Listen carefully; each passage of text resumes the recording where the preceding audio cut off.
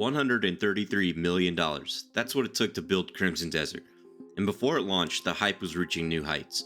We're talking massive battle scenes, ever-stretching landscapes, systems layered on top of systems, and the promise of what felt like endless adventure waiting on the other side. Gamers, myself included, sat glued to every trailer drop, every feature reveal, every content creator lucky enough to get early access. Some were already calling it Game of the Year material, and the game wasn't even out yet. I was right there with them, refreshing feeds, rewatching trailers, taking in every detail I could find, watching in anticipation, wondering what was coming next. But that number never left the back of my mind, $133 million. I wasn't just watching a launch anymore, I was watching a gamble, and it made me wonder, what does it really cost when a studio bets everything on the hype we helped create? The studio is Pearl Abyss. If you spent any time in the MMO space, you know the name. Founded in South Korea in 2010, the studio built its reputation on one game, Black Desert Online. Launched in 2014, BDO set itself apart from the crowded MMO landscape with cutting-edge open-world graphics and a combat that actually felt good. Fast, fluid, and deeply satisfying in a genre that had grown a little stale. Pearl Abyss also built the tools to make their games. Their proprietary engine, dubbed the Black Desert Engine by fans, gave the studio a kind of flexibility that most developers don't have. CEO Robin Jung put it plainly, saying the technology allowed them to quickly scale titles, all while delivering new content and exciting new experiences to their players. That flexibility has paid off. Since 2014, BDO has generated nearly $2 billion in revenue, mainly across North America, Europe, Korea, Japan, and Taiwan. 55 million players. A living, breathing world where you could fish, farm, trade, and build a home. Life skills, they called them. Systems within systems, and a lot of that DNA found its way directly into Crimson Desert. So when Pearl Abyss announced a new project, people paid attention. Will Powers, Director of Marketing and Public Relations for Crimson Desert, has been open about the fact that the game was originally conceived as a prequel to Black Desert, and yes, an MMO. Somewhere along the way, the team stepped back, looked at what they were building, and pivoted. Crimson Desert would be its own IP, a standalone adventure set in the world of Prequel. Though it shares one word with its predecessors' names and carries a few Easter eggs and homages for longtime BDO fans, this was no longer going to be a prequel. The first glimpse came in 2019. A cinematic trailer, vast open landscapes, a medieval fantasy world with an outstanding atmosphere, and almost no concrete information about what the game actually was. Was it an RPG? Another MMO experience? Nobody really knew, speculation filled the void, and Pearl Abyss seemed fine letting that mystery breathe. Their stated goal at the time was a beta test for PC and console in late 2020. 2020 came, and with it, a proper gameplay reveal at the Game Awards. Now we were seeing something. Combat with different weapon types and fighting styles, promises of dungeons, puzzles, massive siege battles, flying mythical mounts across an open world that looked genuinely breathtaking. A 2021 release was on the forefront. The Game Awards commentary also revealed another big detail. The team had migrated to a new proprietary engine, the Black Space Engine, a complete overhaul of their existing technology rebuilt from the ground up to support the grand vision they had for Prequel. The name itself was a deliberate choice, a way to separate Crimson Desert identity from its MMO predecessor, and a signal that this was something genuinely different. Then, July 2021 happened. Pearl Abyss took to Twitter with an announcement nobody wanted to see, an indefinite delay. The reasoning was professional, they wanted to create the best possible experience, and they wanted to protect the health and safety of their team. All understandable, all true probably, but for fans who had been waiting, it stung. Reddit lit up with theories, the most persistent one being that this was the moment the game was being fundamentally restructured, stripped of its MMO elements in favor of a solo experience. The timeline on that shift though was murkier than people thought. Press releases from as far back as 2019 referenced both multiplayer and single-player content, and YouTube descriptions were already framing Crimson Desert as a new IP as far back as Gamescom 2020. The restructuring narrative made for a good story, the evidence told a more complicated one. Whatever was happening behind the scenes, Crimson Desert went quiet. August 2023, Gamescom. A new gameplay trailer hit the internet and reminded everyone why they cared in the first place. 2.5 million views in a single day. The top comment said everything. This looks insanely ambitious. It's definitely one of those I'll believe it when I see it kind of games. People were comparing it to The Witcher 3, Red Dead Redemption 2, Dragon's Dogma, Zelda. The feeling was that Pearl Abyss had watched the best open world games of the past decade and decided to put them all into one place. In Q1 2024, Pearl Abyss surfaced Crimson Desert in an earnings call, fueling speculation of a late 2024 release. Investors were told the game was in its final stages. That window came and went.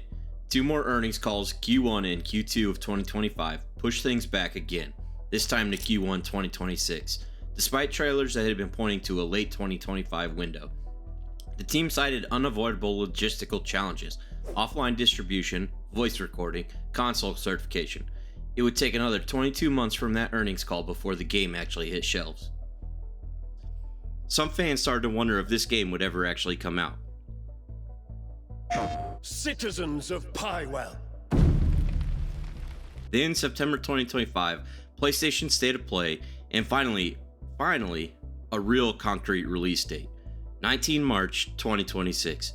The wait was almost over, and throughout all of it, the game had changed immensely. The years of reworking are best described by Will Powers himself here. That's a difficulty, and I think that spurs the conversation of, is this game too good to be true? Because there's different narratives from different time periods. While some of the information from years ago is still accurate and is still relevant to this game, pay attention to the past year. Mm-hmm. Just if you're looking at marketing, if you're looking at videos, pay attention to Gamescom 2024 50-minute gameplay reveal and forward. Okay. Are there anything before that? Just ignore that. With Gamescom 2024 in the rear view, the Crimson Desert channel had shifted gears. Videos started rolling out with intention. 50 minutes of uncut gameplay, character showcases, combat breakdowns, feature overviews, each one adding another layer to the picture people had been trying to piece together for years. By the time the official trailer landed on March 12th, Crimson Desert had surpassed 3 million wishlists. Creators who got 6 hours with the game ahead of launch could barely scratch the surface of the starting area. They came away talking about puzzle designs, skill trees, and the depth of combat, cautioning that they'd only seen a sliver of what was there. Hopes were rising, but so was the caution. Cyberpunk 2077 has a long memory in this community. People remember what it felt like to believe in something completely and walk away feeling burned. That scar runs deep. And with the vast majority of preview coverage having been on PC, console players were heading into launch with even less to go on. Something else was going on with Crimson Desert though. Something that cut through the noise in a way that's actually kind of rare right now. No live service, no microtransactions. In an era where it sometimes feels like every major release is angling for your wallet long after you've already paid full price, that's a genuinely meaningful statement. Will Powers described it as a premium experience that you buy and you enjoy the world, and not something for microtransactions. This is a premium experience. That is the transaction, full stop. BDO in the past has taken its fair share of criticism over the years for an aggressive in-game shop. So for Pearl Abyss to draw that line with Crimson Desert, players noticed. It made the anticipation feel a little different, a little more earned. Here's the thing about hype though, we rarely experience this in a vacuum. Every game we play gets filtered through every game we've played before. Our games are wired for comparison. It's how we make sense of new things. Pearl Abyss calls Crimson Desert an open world action adventure, which is technically accurate, and also tells you almost nothing. Say think Witcher 3 meets Dragon's Dogma 2 though, and suddenly your brain has something to hold on to. It's not an accident, it's just how the hype cycle works. Creators lean into this because it works. Just think about why you clicked on this video. Titles that name drop beloved games pull views. Articles that ask, is the hype real, pull clicks. Algorithmic incentives reward the curiosity gap and the bold comparison. And before long, a game that hasn't launched yet is being stacked up against some of the most acclaimed experiences in the gaming world. Will Powers has talked about walking that line carefully, doing the press rounds, setting the context, trying to, quote, achieve that balance because you don't want to let people down at launch by making them anticipate something to such a high level, like it's a second coming. Because comparison culture cuts both ways. Call it Witcher-like, and now people expect a narrative with that kind of weight and depth. Call it Souls-like, and now people expect Elden Ring difficulty. Compared to GTA 6 as a Game of the Year contender, 3 months into the year based on a handful of preview videos, and you've set a bar that might be impossible to clear. That hype was real, that excitement was real, but what was on the other side of the 19th?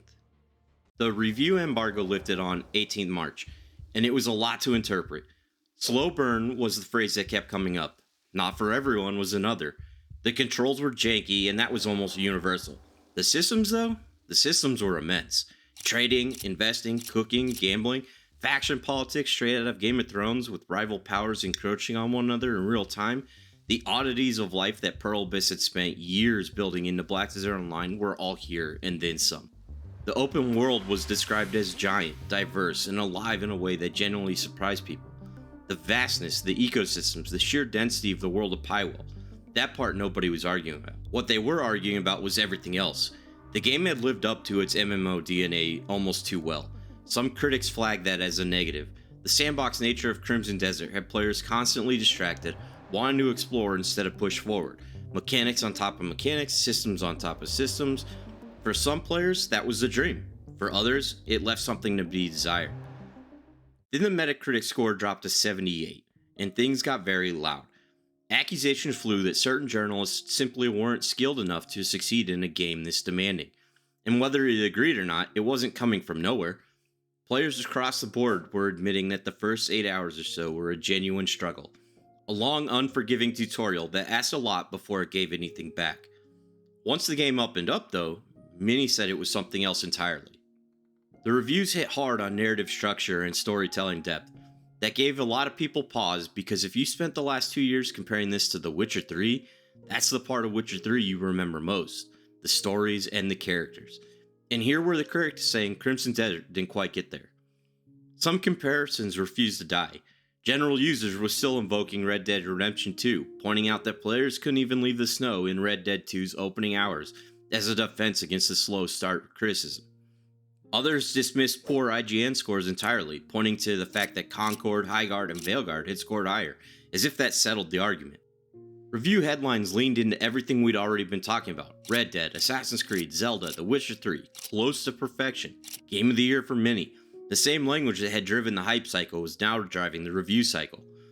Meanwhile, players were frustrated for a different reason. They couldn't always tell if something was a bug or just a design choice. Was that quest broken or just poorly written? A question that echoed across every review and comment section. And as Paul Tassi captured perfectly, it was damned if you do, damned if you don't situation, with reviewers being criticized for not finishing the game despite logging over 100 hours. Creators and journalists were clashing publicly, and for the average person just trying to figure out if they should spend $70, it was generally hard to know who to listen to. Only time would tell what the actual players thought, but that was coming fast. Crimson Desert launched to mixed reviews on Steam, but now sits at mostly positive. It hit the top sellers list, 239,000 concurrent players at peak, over 2 million copies sold in the first 24 hours, followed by an announcement of 3 million copies sold in the first week. That's not nothing, that's a statement. Players raved about the graphics, about the world, about Pearl Abyss's sheer ambition in building something this dense and this expansive. The optimization impressed people, the combat depth impressed people. The janky controls were still there though, and some basic features like a working inventory system and a place to store your treasures were missing. One user put it bluntly, this game miserably tries to be everything at once and fails to be anything at all. But others couldn't put it down. User reviews largely echoed what critics and creators had already said, that with a few patches, this game could be something special. The bones were there, the ambition was undeniable, the execution had rough edges that were hard to ignore at launch though. And then the market responded. Pearl Abyss stock had already dropped 30% on the back of the Metacritic score. After launch, it fell another 9%, 40% in 5 days. Investors, it turns out, don't grade on a curve. So where does that leave us, the gamers?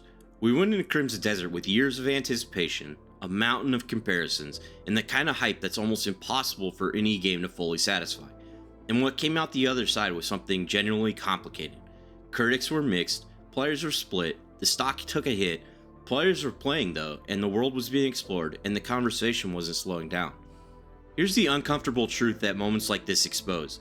The games we call safe, the copy and paste sequels we're tired of, they exist because of launches like this one. Because when a studio swings big, the margin for error shrinks to almost nothing. Everything has to land, and when it doesn't, the industry takes note. Crimson Desert doesn't hold your hands. No puzzle hints, no accessibility guardrails, controls that for some players felt like a deliberate statement. At a studio scale this large, that's a rare choice. Accessibility has become standard in modern game design, and stepping away from it takes a certain kind of conviction. Big investors don't share that conviction, they share spreadsheets, and when the reviews landed where they did, the stock told that story plainly. The hype had built a mountain that the release couldn't fully climb, and the market responded accordingly. Crimson Desert is still too new to call, a success or a failure, a cautionary tale or a comeback kid. That verdict is still being written. The developers are listening, features are being added, the conversation is still going, and somewhere in all of that sits a beautiful, ambitious mess of a game that asks a lot of its players and even more of its studio. Whether that gamble pays off, only time will tell, though it looks better as investors are returning, but has not yet reached the peak from just 8 days ago. If you enjoy these dives into current events, subscribe for more in the future.